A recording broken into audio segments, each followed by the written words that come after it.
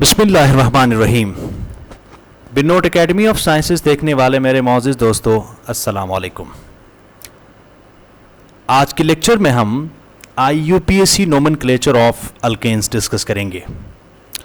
Nomenclature discuss करने से पहले कुछ बेसिक टर्मिनोलॉजीज जो है वो पढ़ेंगे जो कि नोमेनक्लेचर के लिए यूज़फुल होंगी।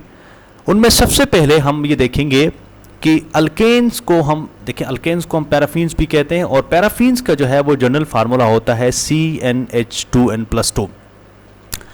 यहाँ n जो है नंबर ऑफ कार्बन है। अगर नंबर ऑफ कार्बन यहाँ होगा 1, इस फार्मूले के मुताबिक टोटल हाइड्रोजन होंगे 4, तो सिंपलेस्ट जो अल्केन होगा वो मीथेन होगा।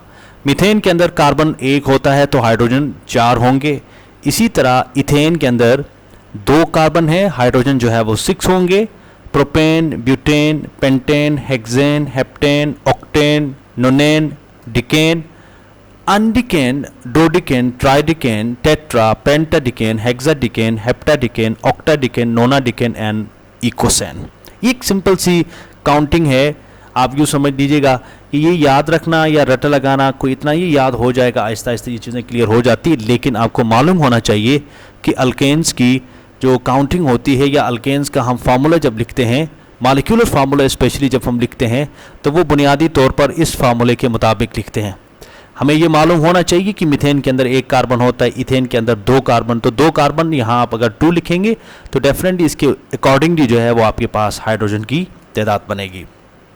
उसके बाद रेडिकल्स या अल्काइल ग्रुप्स क्या होते हैं। देखिए, अगर आप एक हाइड्रोजन अल्केन में से निकालेंगे तो जो रिजल्टिंग स्पीशी होगी वो हमेशा अल्काइल रेडिकल कहलाएगी। फॉर एग्जांपल, अगर मीथेन में से CH4 में से एक हाइड्रोजन अगर निकाल दिया जाए तो ये CH3 बन जाएगा। This is known as methyl radical या मिथाइल ग्रुप कहलाएगा। इथेन से अगर एक हाइड्रोजन निकाल दिया जाए तो ये इथाइल रेडिकल कहलाएगा। इसी तरह अगर प्रोपेन से हाइड्रोजन निकाल दिया जाए तो ये प्रोपाइल रेडिकल कहलाएगा। अच्छा, इस रेडिकल की जो इन्फॉर्मेशन है वो बहुत ज़्यादा इंपॉर्टेंट है। देखिए, कार्बन नंबर 2 से अगर यहाँ से अगर आप नंबरिंग करेंगे, carbon number 1, carbon number 2, carbon number 2 से अगर हाइड्रोजन निकाल दिया जाए तो ये आइसोप्रोपाइल रेडिकल कहलाता है। वैसे आइसोप्रोपाइल कहलाता है ये ग्रुप, ठीक है। अगर कार्बन नंबर 2 जो है वो उसमें से हाइड्रोजन निकाल दिया जाए तो ये आइसोप्रोपाइल रेडिकल कहलाता है। कार्बन नंबर 2 के ऊपर अगर कोई मिथाइल ग्रुप हो तो इसके लिए भी हम आइसो का वर्ड यूज करते हैं। तो आप देखना इसमें टोटल कितने हैं, 1 2 3 4, तो ये है तो आइसोप्रोपेन, लेकिन एक हाइड्रोजन निकल चुका है यहाँ से तो ये कहलाएगा 4 कार्बन है तो ब्यूटाइल है तो ये आइसो ब्यूटाइल रेडिकल कहलाएगा। इसी तरह ये सेकेंडरी ब्यूटाइल कहलाएगा। अच्छा, आइसो और सेकेंडरी में क्या फ़र्क है। देखिए, कार्बन नंबर 2 के ऊपर कोई मिथाइल ग्रुप अगर अटैच हो कार्बन नंबर 2 के ऊपर तो ये एक आइसो का वर्ड हम यूज़ करते हैं। लेकिन अगर एक कार्बन एक ही वक्त में 2 कार्बन्स के साथ अटैच हो और उसमें से हाइड्रोजन निकाल दिया जाए तो ये सेकेंडरी ब्यूटाइल कहलाएगा रेडिकल। ओके, अगर एक ही वक्त में एक कार्बन 3 कार्बन्स के साथ कनेक्टेड हो तो उसमें से अगर हाइड्रोजन निकाल दिया जाए तो ये टर्शरी ब्यूटाइल कहलाएगा। इसी तरह ये क्या कहलाएगा, ये कहलाएगा कार्बन नंबर 2 के ऊपर जो है वो मिथाइल है तो आइसो का वर्ड आएगा। लेकिन टोटल कार्बन हमें देखने होंगे 1 2 3 4 5 कार्बन, तो आइसो पेंटाइल कहलाएगा। इसी तरह अगर सेंट्रल कार्बन एक ही वक्त में 4 डिफरेंट मिथाइल ग्रुप्स के साथ अगर अटैच होगा या डिफरेंट अल्काइल ग्रुप्स के साथ अटैच होगा तो इसके लिए हम एक वर्ड यूज करते हैं जिसको कहते हैं नियो। अब बीच में यहाँ कार्बन है एक, सराउंडिंग में 4 कार्बन है, टोटल 5 हो गए तो ये नियो पेंटेन होगा। लेकिन पेंटेन में से हाइड्रोजन निकल चुका है तो ये नियो पेंटाइल कहलाएगा। इसी तरह अब जरा देख लीजिएगा, ये कार्बन नंबर 2 के ऊपर कार्बन नंबर 2 जो है ये वाला जो सेंट्रल कार्बन है, it is simultaneously connected with 4 different carbon atoms, so this carbon is known as tertiary. So tertiary का वर्ड यहाँ यूज होगा। लेकिन टोटल नंबर ऑफ कार्बन 5 है तो ये टर्शरी पेंटेन से टर्शरी पेंटाइल रेडिकल जो है वो बन जाएगा। इसी तरह ये आइसोहेक्साइल बनेगा। और इसके अलावा There are some alkanes having special names which are adopted by IUPAC. अब इसका नाम जो है वो आइसोप्रोपेन है, इसको आइसोप्रोपेन भी कहते हैं, लेकिन IUPAC नोमेनक्लेचर के मुताबिक भी अगर आप देखें तो इसका नोमेनक्लेचर हो सकता है, लेकिन IUPAC ने इसको एज इट इज़ अडॉप्ट किया है, आप इसको आइसोप्रोपेन भी कह सकते हैं, इसको आप आइसोपेंटेन भी कह सकते हैं। This is neopentane and this is known as isohexane. उसके बाद हम रूल्स जो है डिस्कस करेंगे one by one. IUPAC rules के मुताबिक सबसे पहले हम लॉन्गेस्ट चेन सेलेक्ट करते हैं, जिसको पेरेंट चेन भी कहते हैं, मेन चेन भी कहते हैं, स्टेम भी कहते हैं, और इसको प्रिंसिपल चेन भी कहते हैं। देखिए हमारे पास ये एक मॉलिक्यूल है, अब इस मॉलिक्यूल के अंदर जो पॉसिबल लॉन्गेस्ट चेन बन सकती है, एक तो यहाँ से किसी भी टर्मिनल कार्बन से काउंटिंग शुरू करें, यहाँ से स्टार्ट करें इस तरफ, जैसे यहाँ नंबरिंग हुई है कार्बन 1 से 10 तक है। अगर आप यहाँ से नंबरिंग करते हैं फॉर एग्जाम्पल, तो ये एक आपके पास चेन बनेगी जिसमें टोटल नंबर ऑफ कार्बन जो है वो 10 है। एक दूसरी पॉसिबिलिटी ये भी हो सकती है कि यहाँ से भी हम नंबरिंग कर सकते हैं, जैसे फॉर एग्जाम्पल 1 2 3 4 5 6 7 8 9। अगर आप यहाँ से करेंगे 1 2 3 4 5 6 7 8 9, तो इस साइड पे यहाँ नंबर ऑफ कार्बन कम है, यहाँ जो है वो कार्बन नंबर ज़्यादा हैं, तो लिहाजा ये जो चेन होगी this is the longest chain of principal chain. तो सबसे पहला काम हम लॉन्गेस्ट चेन को सिलेक्ट करते हैं। तो याद रखें आप लॉन्गेस्ट चेन की सिलेक्शन में हमेशा अगर आप गलती नहीं करेंगे तो बाकी नाम आपका दुरुस्त होगा, अदरवाइज पहला पॉइंट ही अगर आपका गलत होगा तो बाकी नाम ऑटोमेटिकली गलत हो जाएगा। उसके बाद numbering the chain from either side in such a way that the substituent यानी alkyl radical get minimum number. इसका क्या मतलब है? इसका मतलब यह है after selection of longest chain a principal chain, step number 2 is the numbering from either side. आप यहां से नंबरिंग कर सकते हैं, यानी लेफ्ट राइट कहीं से भी कर सकते हैं, लेकिन आप नंबरिंग हमेशा उस साइड से करेंगे जहां से सबस्टिट्यूएंट को कम से कम नंबर मिले। अगर मैं यहां से करता हूं 1 2 3 4, कार्बन नंबर 4 के ऊपर यहां कोई ब्रांच लगा हुआ है, यहां कोई ब्रांचिंग हुई हुई है, सबस्टिट्यूएंट लगा हुआ है। अगर यहां से नंबरिंग करते हैं हम 1 2 3, तो कार्बन नंबर 3 के ऊपर ग्रुप्स लगे हुए, तो लिहाजा नंबरिंग होगी हमारी राइट साइड से। तो यहां से नंबरिंग होगी 1 2 3 4 5 6 7 8। तो याद रखें दूसरा जो पॉइंट है वो हमेशा ये कहता है कि नंबरिंग करेंगे आप उस साइड से जहां से सबस्टिट्यूएंट को कम से कम नंबर मिलना चाहिए। Rule number 3, when two chains compete for parent chain then select the straight chain as a principal chain। अब यहां से अगर यहां से काउंटिंग करेंगे 1 2 3 4 5 6, टोटल कार्बन बन रहे हैं 6। इसी तरह अगर आप यहां से इस तरफ जाएंगे ऊपर की तरफ, तो देख लीजिएगा 1 2 3 4 5 6, यहां भी नंबर ऑफ कार्बन जो है वो टोटल कितने बन रहे 6। अगर इस तरह की सिचुएशन आ जाए जिसमें दो चेन्स आपस में कॉम्पीट करें एज अ पेरेंट चेन, तो याद रखें आपने स्ट्रेट चेन को आपने सेलेक्ट करना है as a parent chain.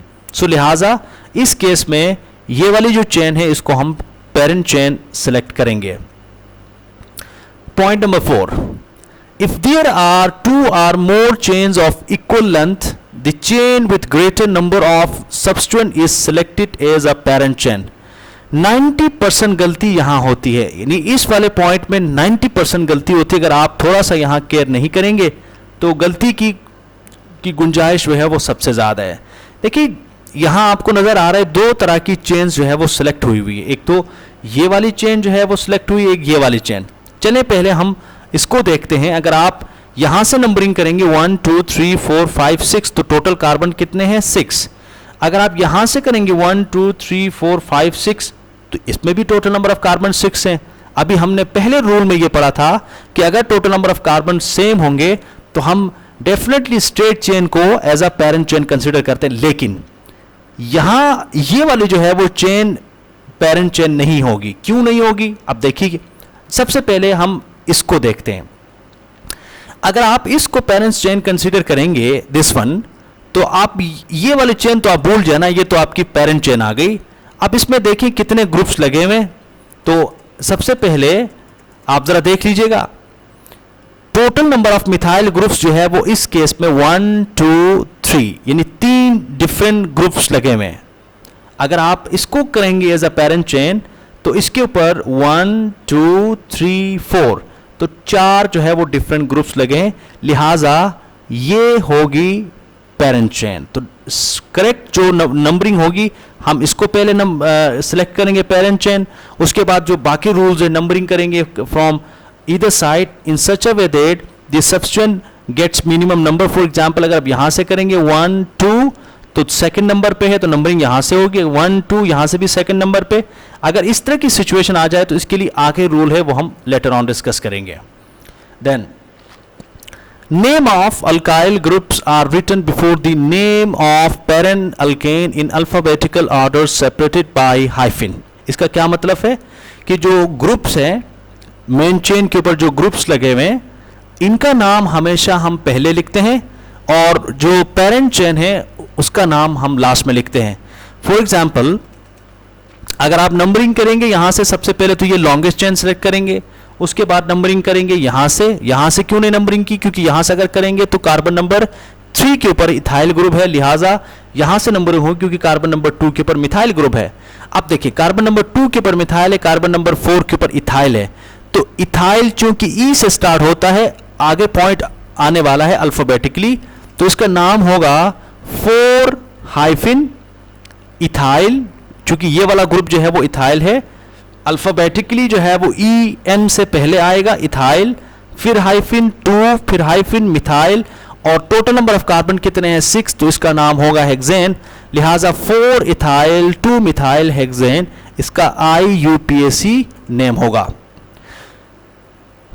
Rule number 6 जो है lowest set of Loken rule, again this is very important. इसमें भी अक्सर गलती होती है कि मतलब क्या है, मतलब यह है कि when 2 or more identical substituents are present at equal distance from either side, number the chain starting with n which gives minimum sum। इसका मतलब यह है कि अगर दो ग्रुप आपके आइडेंटिकल कार्बन के ऊपर मौजूद हो तो नंबरिंग आप उस साइड से करेंगे जहां से टोटल जो सम है वो मिनिमम होना चाहिए। फॉर एग्जाम्पल ये हमारे पास एक मॉलिक्यूल है, अगर यहां से नंबरिंग करेंगे 1 2 3, कार्बन नंबर 3 के ऊपर मिथाइल ग्रुप है।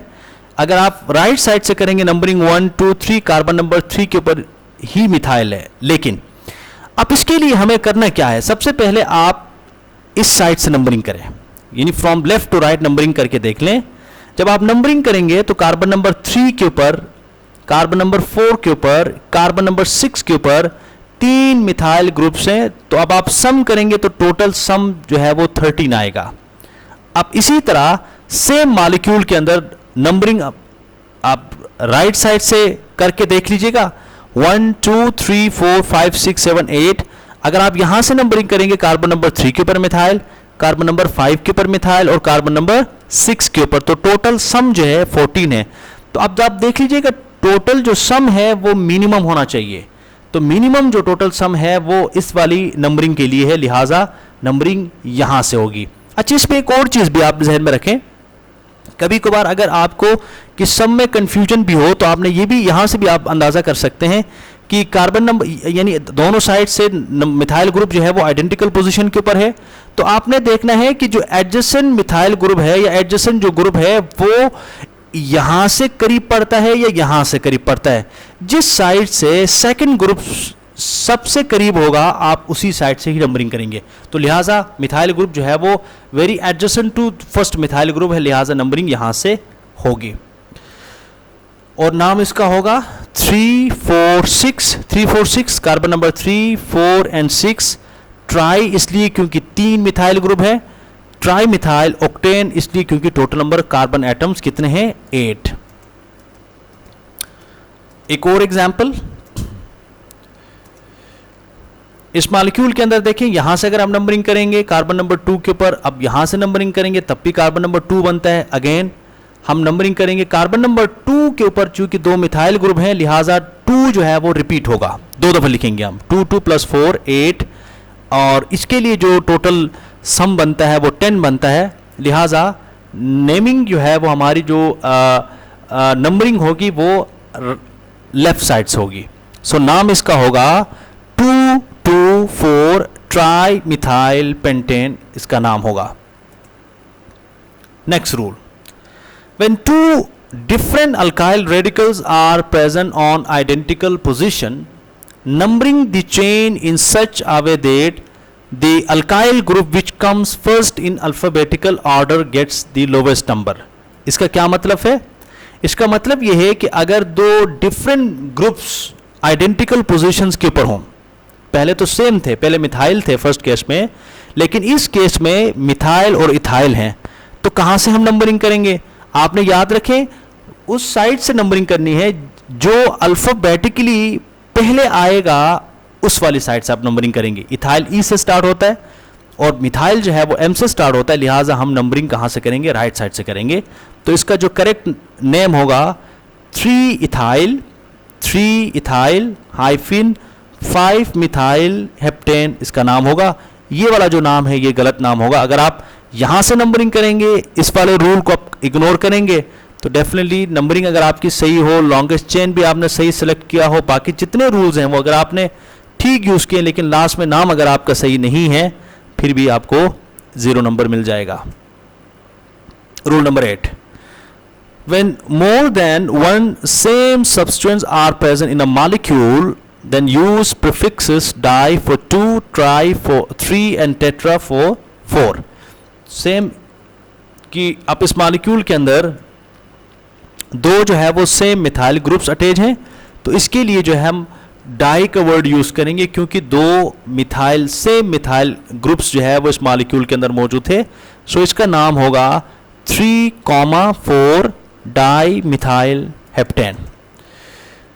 Rule number 9, when same alkyl groups occur twice on the same carbon atom, its positional number is always written twice। एक ही कार्बन के ऊपर, मसलन यहाँ कार्बन नंबर 3 के ऊपर 2 इथाइल ग्रुप्स आ रहे हैं यहाँ, तो कार्बन नंबर 3 को आप 2 दफे लिखेंगे। नाम इसका होगा 3,3,6 try ethyl 7 methyl, carbon number 7 के ऊपर मिथाइल है, टोटल कार्बन जो है वो 10 है, तो लिहाजा ये डिकेन कहलाएगा। तो शुरू में जो हमने काउंटिंग की थी वो यहाँ आपको फायदा देगी। अगर आपको ये नहीं मालूम कि 10 कार्बन वाले अल्केन को क्या कहते हैं, बाकी सब कुछ आपने ठीक लिखा है, लास्ट में अगर आप यहाँ आके ऑक्टेन या नोनेन लिखेंगे तो अगेन जो है वो आपकी नेमिंग गलत होगी, नंबर आपको 0 मिलेगा। उसके बाद है नंबरिंग ऑफ कॉम्प्लेक्स सब्सटेंस। अब यहाँ से आगे थोड़ा सा हम एडवांस जो नोमेनक्लेचर है या कॉम्प्लेक्स नोमेनक्लेचर है उसकी तरफ जाएंगे। If a complex substance is present on parent chain, it is named as a substituent alkyl group by numbering the carbon of this group attached to parent chain number 1। सादा अल्फाज में सबसे पहले longest chain select करेंगे, longest chain select करने के बाद फिर नंबरिंग करेंगे, बाकी रूल्स सेम है। नंबरिंग करने के बाद अब आपने देखना यह है कि जिस कार्बन के साथ जो कॉम्प्लेक्स सब्स्टिट्यूएंट है, ये वाला कॉम्प्लेक्स, जिस कार्बन के साथ कॉम्प्लेक्स सब्स्टिट्यूएंट का पहला कार्बन अटैच होगा, हम इस कार्बन को कार्बन नंबर 1 कंसीडर करेंगे। इसका मतलब यह हुआ कि कॉम्प्लेक्स सब्स्टिट्यूएंट को की भी आप अलग से नंबरिंग करेंगे। तो ये carbon number 1, carbon number 2, carbon number 3, ठीक हो गया। कार्बन नंबर 6 के ऊपर आपका कॉम्प्लेक्स सब्स्टिट्यूएंट है, तो कॉम्प्लेक्स सब्स्टिट्यूएंट के अंदर भी आप अलग से जो है वो नंबरिंग करेंगे। तो इसका नाम क्या होगा? देखिए इसका नाम ये होगा 2,3 डाई मिथाइल।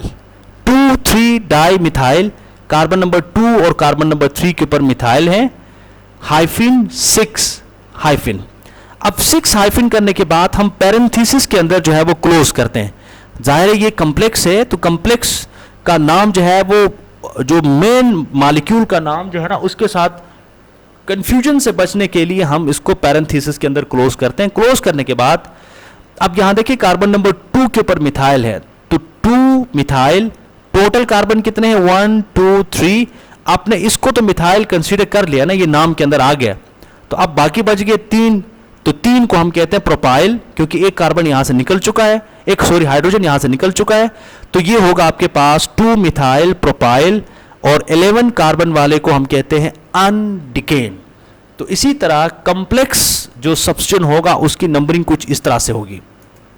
एक और example, when two complex substituents are of equal length, then substituent having larger number of alkyl groups form part of the carbon chain while other one will be considered as a complex substituent. इसका क्या मतलब है?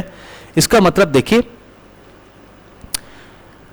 अब आप numbering करेंगे यहां से, for example मैं यहां से, एक तो ये आपके पास एक कॉम्प्लेक्स सब्स्टिट्यूएंट है, एक ये आपके पास कॉम्प्लेक्स सब्स्टिट्यूएंट है।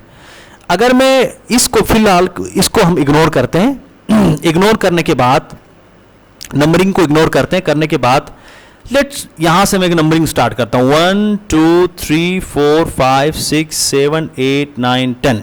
तो जब आप इसको लॉन्गेस्ट चेन सेलेक्ट करेंगे तो ये पूरा का पूरा जो है वो आपके पास कॉम्प्लेक्स सब्स्टिट्यूएंट कंसीडर होगा। अब यहां से नंबरिंग करेंगे टोटल कार्बन, अब यहां से भी नंबरिंग करके देख लीजिएगा, यहां इस टर्मिनल से 1 2 3 4 5 6 7 8 9 10। अच्छा, दोनों साइड से टोटल नंबर ऑफ कार्बन जो है वो 10 बन रहे। लेकिन अगर आप इसको पेरेंट चेन कंसीडर करेंगे तो टोटल जो सब्स्टिट्यूएंट होंगे वो आपके पास एक तो ये होगा और दूसरा पूरा ये आपका सब्स्टिट्यूएंट होगा। अगर आप यहां से नंबरिंग करते हैं तो नंबरिंग यहां से करेंगे तो ये आपके पास पेरेंट चेन बन जाएगी, लेकिन सब्स्टिट्यूएंट आपके पास बन जाएंगे 1 2 और ये पूरा का पूरा जो है वो आपके पास कॉम्प्लेक्स सब्स्टिट्यूएंट कहलाएगा 4। तो लिहाजा नंबरिंग होगी यहां से नंबरिंग होगी। तो कार्बन नंबर 1 2 3 4 5 6 7 8। अब देखें नाम इसका क्या होगा, कार्बन नंबर 5 के ऊपर, कार्बन नंबर 5 के ऊपर जो पहला कार्बन होगा कॉम्प्लेक्स सब्स्टिट्यूएंट का वो कार्बन नंबर 1 कंसीडर होगा, 2 3 4।